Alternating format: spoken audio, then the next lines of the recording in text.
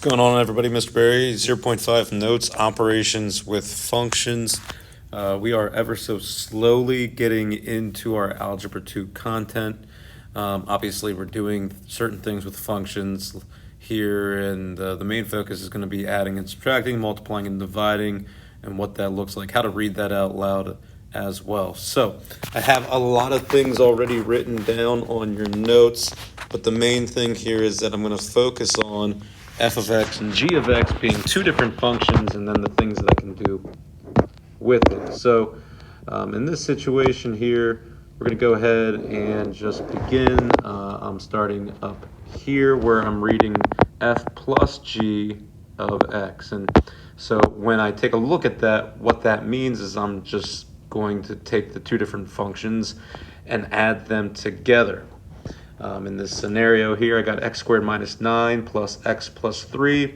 Using parentheses, always a good idea, especially in these scenarios where we got to take a look at multiple things. You know, right now we're just taking two functions. We could up it to three functions, whatever the case may be. But then once I have that written down, f of x plus g of x, and then I plug in what the functions actually represent, x squared minus 9 plus x plus 3, then from there, since it's an addition problem, I'm just combining like terms. Obviously, there's a quadratic term, only one linear term. And then I have a negative 9 plus 3, and negative 9 plus 3 would be negative 6. And then there's no more like terms. The final way to have that simplified would have that x squared plus x minus 6. That's like the final solution for that adding of the functions. Go over to the right side here. We'll take a look at f minus g of x. And again, same concept. I'm just going to separate them. F of x minus g of x. That's another way to write that out. I'll plug in my functions and what they mean. X squared minus 9. And then x plus 3 for the g of x. But just pay attention on this one, especially if it's the subtraction problems, because we know that we have to take that negative and distribute that to anything behind it. So, you know, that doesn't affect the green here, but that x is actually a negative x, and that 3 is actually a negative 3. Right, so when I go to combine like terms, there's still only one quadratic. The x is now a negative term because we have to distribute negative 1 to it. And then finally, our constants that we have to combine, I have a negative 9, I have a negative 3.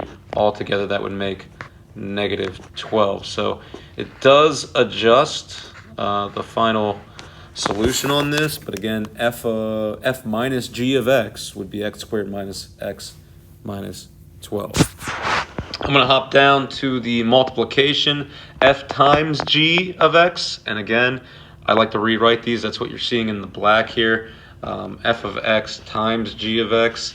This one, obviously, with multiplication, and I have two different sets of functions. I have x squared minus 9. That quantity is going to get multiplied by the quantity x plus 3. So from here on out, I'm going to go ahead and I'll do a little bit of distribution. Foil, if you will. You know, I got to take the x squared and I got to multiply it by all the terms in blue. So it's going to give me x cubed, and it's going to give me a positive 3x squared. Then I'll go ahead and do the same exact thing with the negative 9. I have to distribute that to everything in the blue. I got a negative 9x. I have a negative 27. And once I get to that point, if there's any like terms to add or subtract, I can do that, but I don't see any. I have a cubic term, I have a quadratic term, I have a linear term, and I have a constant term. There's no like terms there. And that's all I can do with it. So that right there would be f times g of x would be equal to x cubed plus 3x squared minus 9x minus 27. Finally, division is a little bit different. We're going to cover this a lot more later on in the class. There's a lot to unpack here. For now, I just want to write it out and see what it looks like.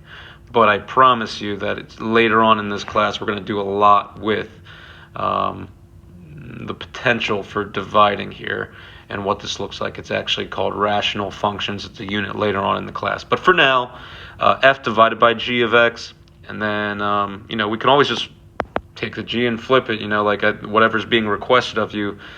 So I have one where it's g divided by f of x.